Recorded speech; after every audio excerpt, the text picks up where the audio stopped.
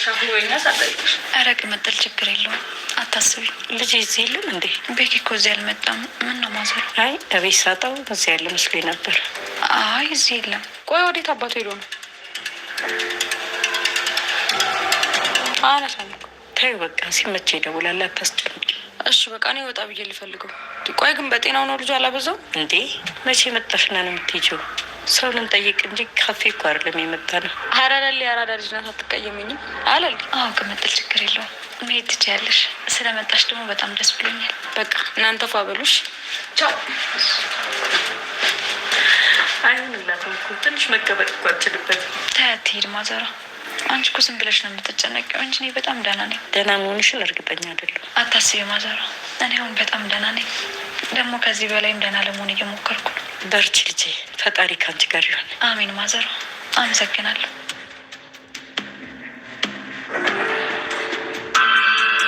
አደይ እንደዚህ ደስተኛ እንደምትሆኝ ገምቼ ነበር። እንደዚህ አይነት በጎ አድራጎት ስራ ውስጥ እንድሳተፍ ስላደረከኝ በጣም አመሰግናለሁ። እንደ እኔ ምን አደረኩኝ? አደይ ራስሽ ከሆነሽ የመረጥሽው። በቃ እኔ ልሂድ፣ ወደ ቤት ልግባ። እና ትንሽ መንገድ ልሽኝሻ? አይ ቅርብ ነው፣ ከዚህ በኋላ እሄዳለሁ። አንተ አትቸገር። አላስቸገርሽኝም አደይ፣ እኔ በጣም ደስተኛ ነኝ። እንዴት ደስተኛ አትሆንም ዶክተር? የምትሰራው ስራ ሁሉ እኮ ያስገርመኛል። እንዳንተ ንጹህ እንቅልፍ መተኛት የሚገባው ሰው የለም። ኃላፊነት ሁሉ በትክክል ትወጣለህ። አመሰግናለሁ አደይ። ሄለን፣ አንተ ደግሞ እዚህ የሚሰራ ነው? ዶክተሩ ምንም እንኳን ለአደይ ለየት ያለ ስሜት ቢሰማውም ነገር ግን በድፍረት አደይ ወድጅሻለሁ ብሎ ለመናገር እግር እንዳጠረው እናም ደግሞ መናገሩ እሷን ከልክ በላይ መድፈር መስሎ ስለታየው ሊነግራት አልቻለም። እናም ከመናገር ይልቅ ስለ አደይ አንዳንድ ነገሮችን ማጥናት የወሰነው ዶክተሩ አደይን ምን እያስደስትሻል እናም ደግሞ ምን እያስከፋሻል እያለም በሷ ዙሪያ እያጠና ይገኝ ነበር። አደይ ደግሞ ምንም ነገር ደብቅ የሚያስደስታትን እናም የሚያስከፋትን እያንዳንዱ ነገር ለዶክተሩ ነግራው ትገኛለች። እሱም ይህንን ታሪክ ካጠና በኋላ አደይ አሁን ደግሞ ይህን ነገር ከነገርሽኝ በኋላ የበለጠ እንደወድሽ እያደረግሽኝ ነው እያለም ከራሱ ጋር ግብ ግብ ላይ ደርሶ ይገኛል። ሰላም ጤና ይስጥልኝ ውድና የተከበራችሁ ቤተሰቦቼ እንዴት ናችሁ? እኔ እግዚአብሔር ይመስገን በጣም ደህና ነኝ። በያላችሁበት ሰላማችሁ ይብዛልኝ እያልኩኝ እንኳን ወደ ቻናሌ በሰላም መጣችሁ። ለዚህ ዩቲዩብ ቻናል ደግሞ አዲስ ከሆናችሁ ላይክ፣ ሼር፣ ሰብስክራይብ በማድረግ ቤተሰብ ሁኑ። እንዲሁም ደግሞ ሀሳብ አስተያየትም ካላችሁ ኮሜንት ላይ አሳውቁኝ። ለዛሬው ደግሞ ሰራተኛ አደይ ፊልምን ከባለፈው ፓርት እየቀጠለ ይዤላችሁ መጥቻለሁ። እስከ ቪዲዮ ፍጻሜ አብራችሁን ቆዩ። ቤዛ በእቅዷ መሰረት ከዶክተሩ ስርስር እያለችም ትገኝ ነበር። እናም አሁን ላይ ዶክተሩ ቤዛን በማመን ለቤዛ ስራ ሰጥቷት ማለትም የሚሰራበት ሆስፒታል ውስጥ አስቀጥሯት ትገኛለች። ዳይመንድ ለራሱ ጉዳይ ወደ ዶክተሩ ቢሮ ጎራ ብሎ ይገኝ ነበር። እናም እዛ ሲሄድ ግን በፍጹም ያልጠበቀው ነገር ገጥሞት ነበር። እሱም ምንድነው ፊት ለፊት ድቅን ብላበት የነበረችው ልጅ ቤዛ ነበረች።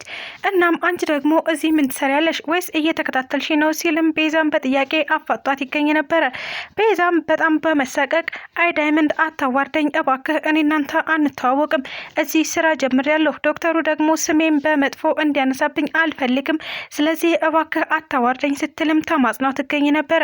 ዳይመንድም አንቺ አጭበርባሪ ሌባ፣ እዚህ አጭበርብረሽ ነው አይደል እየገባሽው በማለት ቤዛን ለማዋረድ እየተቻለውን እየሞከረ ይገኝ ነበረ። ቤዛም እባክህ እያለች እየለመነችው እያለ ዳይመንድ ቀጥ ብለሽ ውጪ እያለ እሷን ለማባረር እየሞከረ ይገኝ ነበር። በዛ መካከል ዶክተር ወደ ቢሮ ጎራ አለ። እናም ዳይመንድ እዚህ ምን ታደርጋለህ እና እስከ ቤዛ ጋር ምን እየሰራ ነው ሲልም ዶክተሩ አፋጦ ጠይቆታል። አይ ይቺ ጂኒ እዚህ ምን ትሰራለች ሲል ነበረ ለዶክተሩ ቤዛን እንደሚያውቃት እናም አጭበርባሪና ሌባ እንደሆነች እየነገረው የሚገኘው። ዶክተሩም አይ ዳይመንድ ቤዛ እንዴ ውጭ ጠብቂኝ ካለ በኋላ ቤዛ እዚህ ቢሮ ተቀጥራለች። እናም ቤዛ የዚህ ቢሮ ሰራተኛ ናት፣ ለምን እንደዚህ ታገማጭላታለህ ሲልም ዳይመንድን ይህ ስርዓት የሌለው ነገር ነው፣ እናም ስርዓት አልበኝነት ነው ሲልም ዶክተሩ አናግሮት ነበር። እናም ቤዛን ታውቃታለህ እንዴ ማለቴ ከዚህ በፊት ሲልም ጠይቆታል። ዳይመንድም አዎ ዶክተር፣ ቤዛ ማለት አጭቤ ሌባ እና አጭበርባሪ ሁላ ነገር የሆነች ባለጌ ሴት ናት። እናም ከዚህ በፊት አውቃታለሁ፣ ብዙ ነገሮችንም አድርጋለች ሲልም ለዶክተሩ እያሳበቀባት ይገኝ ነበረ። ዶክተሩም አይ ዳይመንድ አንተ ያልከኝ ነገር በሙሉ ያለፈ ታሪክ ነው። እኔ ደግሞ ያለፈችውን ቤዛ ሳይሆን ዛሬ ላይ ያለችውን ቤዛ ነው ስራ የቀጠርኳት። ስለዚህ አሁን ይህ የቅናት መንፈስ ካልሆነ በፍጹም ስለ ቤዛ መጥፎ ነገር አታውራ ሲልም ዳይመንድን አፉን እንዲዘጋ አድርጎታል። እሱም እሺ ዶክተር እንደፈለግ፣ እኔ በሷ ዙሪያ አይመለከተኝም አሁን ወደ መጣሁበት በማለትም የራሱን ጉዳይ አስረድቶ ሄዷል። ለሊ በመጨረሻ ከአደይ ተለይታ ወደ ዶክተሩ ቢሮ ጎራ ብላ ትገኝ ነበር። እናም ለሊ አደይ የለችም እንዴ? እንዴት ዛሬ ለብቻሽ መጣሽ? ሲልም ዶክተር ጥያቄ ይጠይቋታል። እሷም አይ አደይ አንዳንድ የምታደርጋቸው ነገሮች ስላሉ ነው፣ ስለዚህ ለዛ ነው ብቻዬን የመጣሁት። ዶክተር አትጨነቅ፣ አደይ ማለት ሁላ ነገሬ ናት። እናም ቢከፋኝም ቢቸግረኝም እሷን ነው በአቅራቢያ የማገኘው። የቤተሰቦችን በህይወት አለመኖር በፍጹም እንዳላስበው አድርጋኛለች እና አደይ ሁሉ ነገሬ ናት። ስለዚህ አንተ አትጨነቅ ብላ ለዶክተሩ ከነገረችው በኋላ ስለ በሽታዋ ስለ ሁኔታዋ ያለውን ነገር ነግራው ሄዳ ነበረ። እናም አደይ ዲቭን እንደምንም በማሳመን ለሊን እደርስባታለሁ በማለት ወደ ሆስፒታሉ ጎራ ብላ ትገኝ ነበር። እዛም በመጣች ሰዓት ያገኘችው ዶክተሩ ብቻውን ቁጭ ብሎ ነበረ። ዶክተር ግን በመምጣቷ ደስተኛ ሆኖ አደይ እንኳን መጣሽ፣ ለሊ ሕክምናዋን አድርጋ ሄዳለች። ዛሬ አደይ አልተመቻትም ብላኝ ነበረ፣ አንቺ ግን ብትዘገይም አልቀረሽም፣ እናም ስለመጣሽ ደስ ብሎኛል ሲልም ዶክተሩ በፈገግታ ተቀብሏት ይገኛል። አዎ ዶክተር፣ ለሊም ብቻዋን ልተዋት አልችልም፣ አንዳንድ የማደርጋቸው ጉዳዮች ስላሉብኝ ለዛ ነው ያረፈድኩት፣ ለሱ ደግሞ በጣም ይቅርታ፣ አሁን ወደ ለሊ መሄድ አለብኝ ብላ ተሰነባብታው ልትሄድ ስትል አይ አደይ፣ እኔና አንቺን ከለሊ ውጭ የሚያገናኙን ሌላ ነገሮች እንዳሉ ታውቂያለሽ አይደል? ስለዚህ ወደ እሱ መሄድ አለብን ሲል ነበረ ዶክተሩ አደይን ይዟት ወጣ ያለው። በኪንጎ ስራ መቀጠር ደስተኛ የሆነው ዳይመንድ አሁኑ ምሳሌ ጋብዛችሁ በማለት ነበረ ዴቭ እና ኪንጎን ይዟቸው ወጣ ያለው። እናም ጥርቅም አድርገው ምሳቸውን ከበሉ በኋላ ዴቭዬ ሂሳቧን ቆልፋት በማለት ነበረ ወደ ዴቭ ሂሳብ አስተላልፎለት የሄደው። ዴቭም እሺ ዳይመንድ ችግር የለውም፣ አሁን ኪንጎም ወደ ስራ መሄድ አለበት፣ እኔም ደግሞ የማደርጋቸው ነገሮች አሉኝ በማለትም ዴቭ ሂሳቡን ከፍሎ ተሰነባብተው ሄደዋል። ሮማንና ሩታ አሹን ለምን አቃጥረሽ ታባረሪዋለሽ? እንዲባረር ለምን ታደርጊያለሽ? በማለት ፍቅርን ለሁለት ከወዳና ከወዲህ ከግራና ከቀኝ ይዘው እያጋጯት ይገኙ ነበር። ፍቅርም ተባበራችሁብኝ፣ ሮማንስ እሺ፣ ሩታ ደግሞ እህትሽ እኮ እኔ ነኝ፣ እንዴት ለሰራተኛ አብረሽ እኔን ትደበድብኛለሽ? ስትል ብታፈጥባትም ነገር ግን ሩታ አንቺ እህት አይደለሽም፣ እንዳንቺ አይነት እህት ከሚኖረኝ ባይኖረኝ ይሻለኛል ስትል ነበረ በጥፊ እያቃጠለቻት የምትገኘው።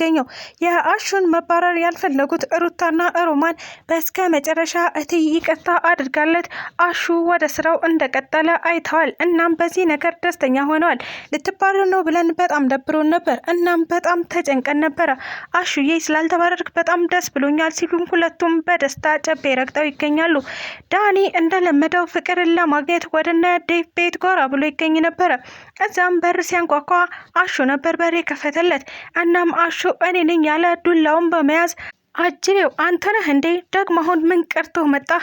ና ሞክረኝ በማለት ነበረ አሹ አጣና በሚያክል ዱላ ሊያንቆራጥጠው የነበረው።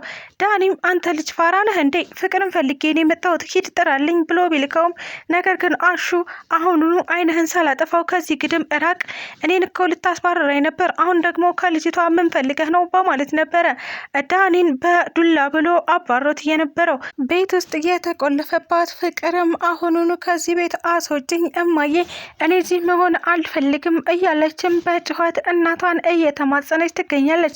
ነገር ግን እናቷ ፍቅር ላይ ለእያንዳንዷ ጥፋትሽ እስካሁን ላደረግሻት ነገር መቀጣት አለብሽ በማለት ነበረ ምንም ጆሮ ሳትሰጣት ዘግታባት እየሄደች የምትገኘው። ስለተከታተላችሁኝ እጅግ አድርጌ አመሰግናለሁ። ለቻናሌ ደግሞ አዲስ ከሆናችሁ ላይክ፣ ሼር፣ ሰብስክራይብ በማድረግ ቤተሰብ ሆኑ። እንዲሁም ደግሞ ሀሳብ አስተያየትም ካላችሁ ኮሜንት ላይ አሳውቁኝ። ኢትዮጵያ ለዘላለም ትኑር እያልኩ ሰናበታችኋለሁ።